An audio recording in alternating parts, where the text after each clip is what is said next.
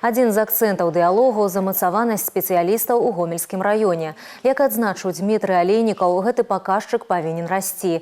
Яго заверылі, у наступным годзе з гэтым праблем не будзе.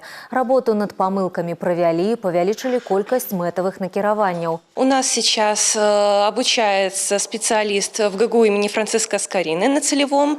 Также мы планируем посетить БГУ, чтобы там тоже предложить имеющиеся вакансии будущим молодым специалистам. Сейчас активно работаем над новым дизайном газеты.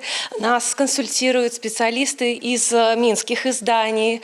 Поэтому сейчас мы тоже будем в новом году вводить новые рубрики. И вообще очень ждем от наших читателей обратной реакции, чтобы сделать наше издание еще лучше. Закранулі і пытанні культуры. У гэтай сферы ў раёне занятыя толькі кампетэнтныя спецыялісты з вопытам работы. А гэта падмурак для стварэння магчымасцяў якасна бавіць вольны час для ўсіх жыхароў раёна.